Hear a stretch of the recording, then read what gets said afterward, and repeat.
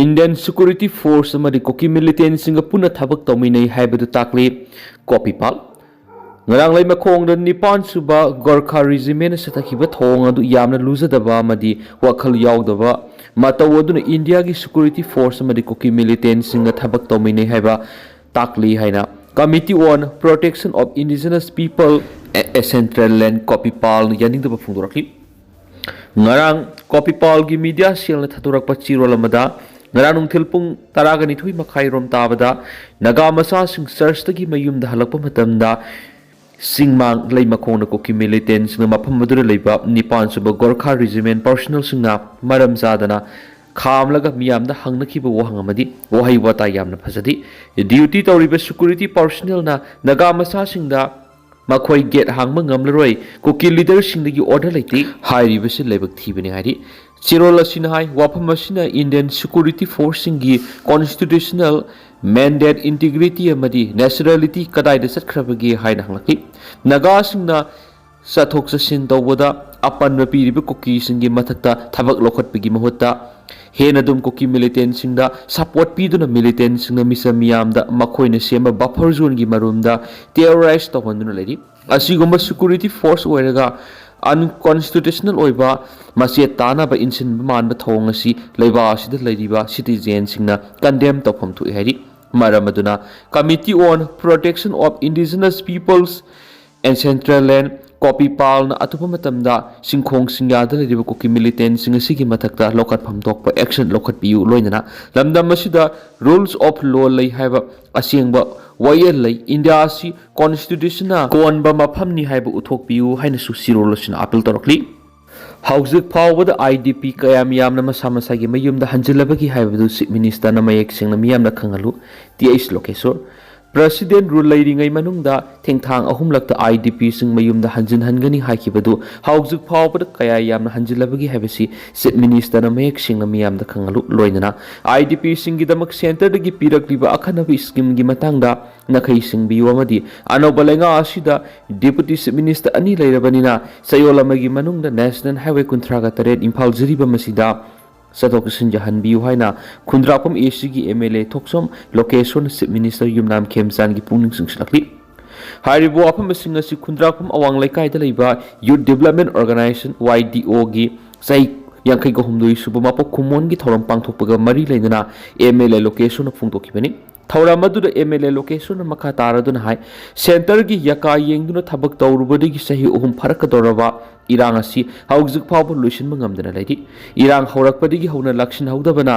ai mangairi haina muklubadigi hauzik phawba irang luisin mangamdana leibani loinana hauzik nauna lengak liba chief minister Yumnam Khemsan gi lenga sisu mamang gi lenga kumna tawraklabadi Manipur si mutkhibi aduba chief minister asi tawge khanbada tawba lusingmani aduna mahakna asan mirai naidana thabak tawrakani habigi thajabale afaba thabak tawrakpada opposition party na support kaneki MLA location makata na phungdokibada karigumba asan mirai naiduna makata na pamdaba thawdok tholaglabadi CM na madugi texak pugadabani hauzik anoba lenga asina deputy chief minister ani leirabani na national highway kunthraga tere imphal jiribam lambi asi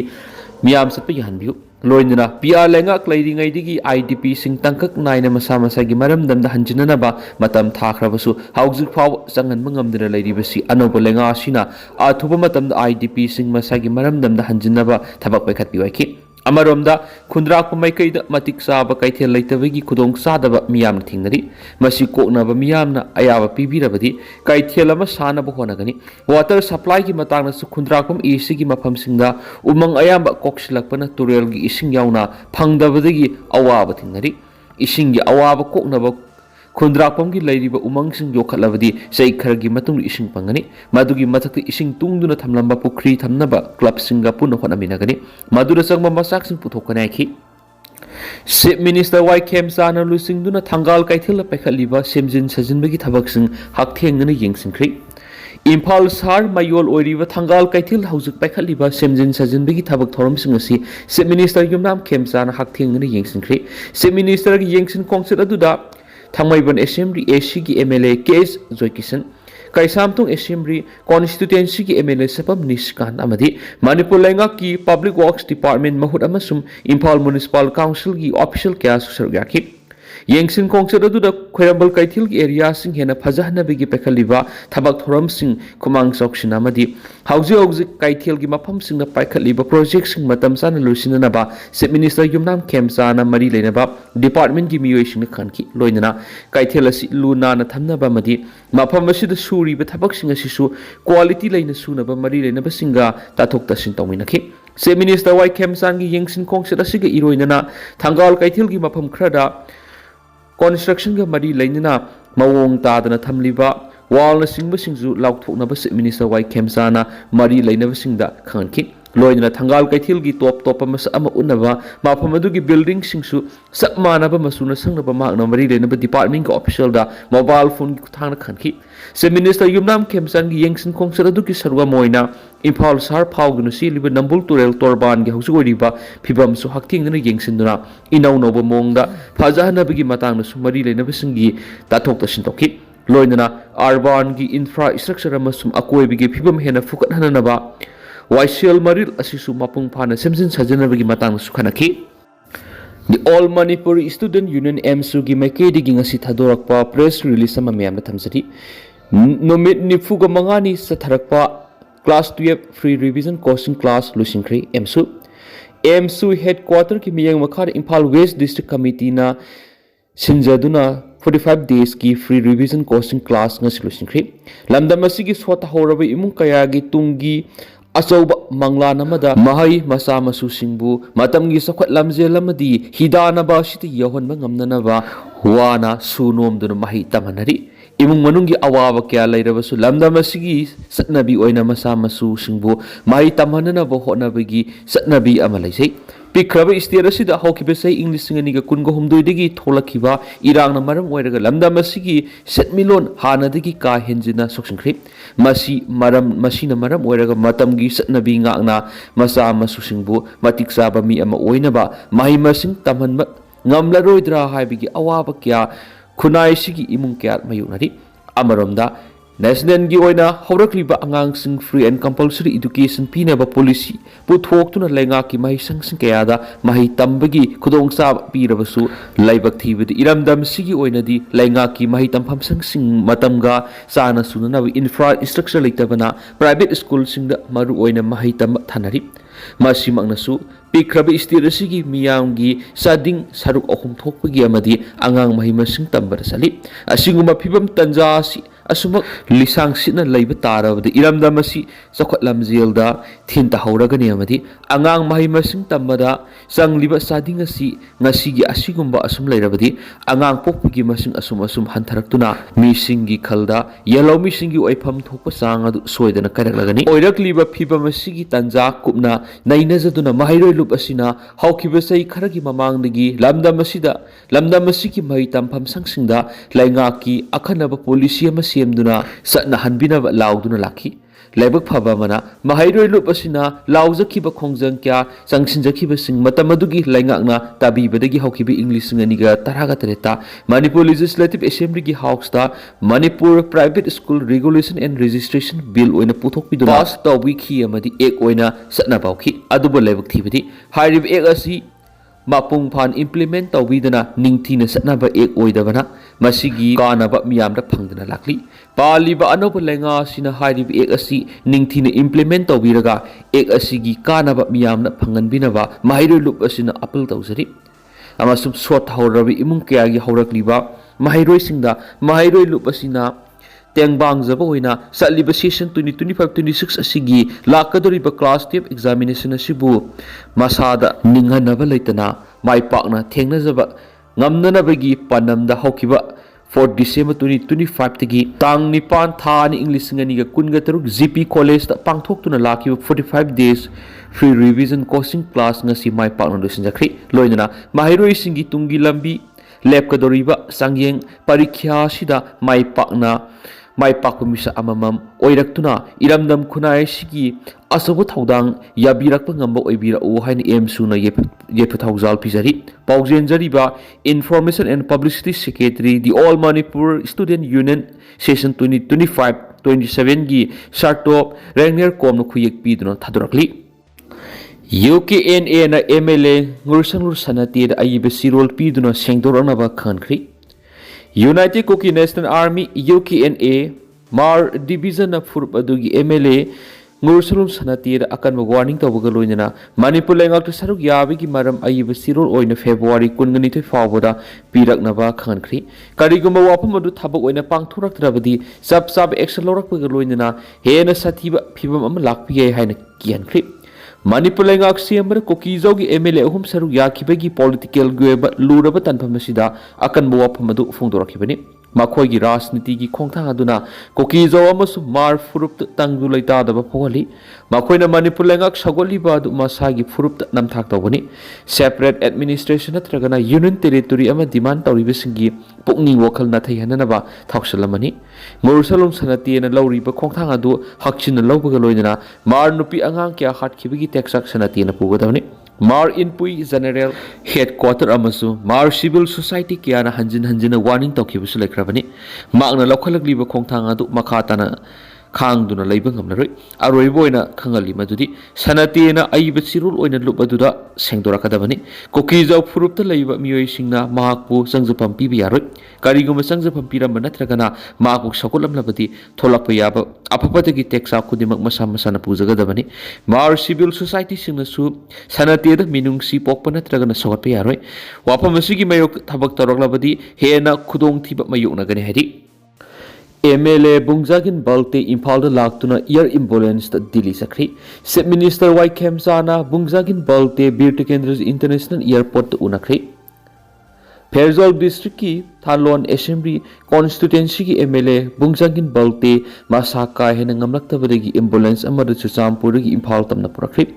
BJP ki MLA Bungzagin Balte na Birtikendras International Airport Yorokthringagi Mamangda Sep Minister Yumnam Kemsana Matam Khara Ngaiduna Laki Saran Nungtil Pung Mari Makai Tapa the MLA Shibu Delhi the Punabagidama Airport Air Ambulance Amangai Laki Tuna Yang na MLA Balte Manipur Langaki Ambulance Amada Family Gimio Anigal Loin and Yorki Mahakpu Airport Minister Y Kemsana Taran Oki Air Ambulance the Pukatringaida Sip Minister MLA Shiki Ambulance the Yamna Signal Warisanaki Paushna Makatana High Bungzagit Balte Masagi Anabasina Maram Oreduna Mark Laying with the Mating Panganaba, Manipur Langak the Hizeraki, Magna Hizerapiki Matuina, Sip Minister Mashamangna Akanaba Miyang Sangduna, Bisnupur District,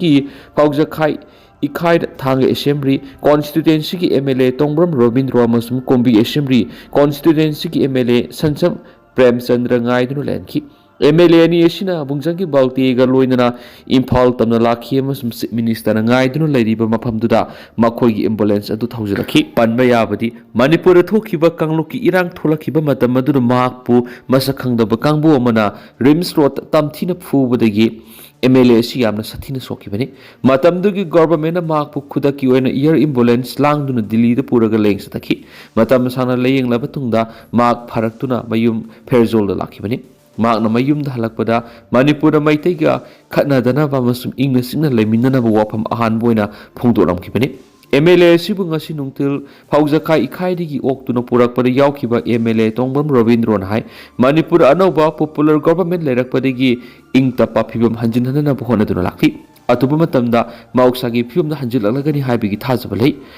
Bongzagin Balte, Impal the Laktuna, Mapan Istita laying ba Satan Kibegi Taurangasi. Ing tapa hanjilakpagi khudam oiba lawba yabra hangbada magna hai laingaki maru oiba panam di ing tapa phiba hanjin hanmani tuan furki mioi sing saruk yaduna assembly mifam pangthoki badu mauksagi phiba hanjilakpagi maru oiba khudam oina lawba yai ki Koki ni singnaba singna Tangkhul na hama furakpagi wahawda litana Kanglup masil nauna ungkhatnarakli ingna singna laiminana ba Tangkhul amasung Koki gi lup singna miyamna apple tarakli Haukiba Numidang Litan Police Station ki manungsan ba Litan Saray Khong Village the Koki ni singnaba singna furak padigi Tangkhul na ama sokpagi hawda maki edum na Kanglup masil nauna amuk ungkhatnarakri Thaudo thukraba matungna khoisawnaraba miyamna mara leibising phadi haiduna Litan Police Station na thomjilakpadigi irang mathoki amaramda ingna sikna wari sanaraga customary dogi matungina wathok asigi warishin puranaba Koki student organization yauna Koki amasum nagagi lupsing na miyam na apple tarakli Litan Saray Khong Village na thukiba thaudo Koki student organization KSO Urkul district na akan mamong kandem tarakli lubasina thadorakpa chirol amana hai mayai kawa chinjak sisinaba khungang anigi khunjasing gi marakti isam samna ningai sangda narakpagi digi thaudo du thokibani litan sarai khongi village authority gi kuthangda thaudo aduga mari leidana yasinaba purakhrabani aso apan nanglaba miwe dugi imung manunga wari sanaduna customary rogi matungini yasinaba purakli nakal ani yasinaba puraknaba honnaringai gi serakta mathong maram khangdana miyam horalaga khatna senabagi thaudo thokiba yanindi thaudo aduna yumlo nariba khongang ani nungsi sanana leminabigi phibamda akaiba tholakpa yai hiram mesigi matangna leibak miyam civil society amadi mari lainaba authority sina yariba makai puning phathabaga loinana thaudo Kanglup ki oiba miyengda yengbidana ba honagadabani sohari amaramda litan saraikong village authority na thaudo du kandem tawkibaga loinana mipum khudima puning phathana leibina ba masum thaudo du ki matangda Kanglup ki oiba wafam pusilaktana ba phungturakli hiram mesigi matangda thadorakpa chirola manahai ngarang numidang pung nipan makai tabra Tangkhul amasung kuki phukhre mayai ka bachinjak sisinaba mioi kharagi marakta ningai sangdana tholaki thaudo aduda AS Starling ko mioi ami shoki soklaba mioi adugi imung manungna litan sarai khongi sip hen kho thang baitira pau pirak kaloinana nakal ani wari sanaduna customary rogi matungina yasinaba puraknaba ngasi mifam mapangthok paina adugu soklaba mioi dugi imung manungi mioi sing laktaba maramna mifam pangthokidi madugi mahutta sikibung khulgi khulai paiba mioi kya marum laklaga litan sarai khong village sip ki mayumda attack torkhibani hari Russia ki University Hostel Indian mari thangna thinbadigi sokli Russia ki Baskotostan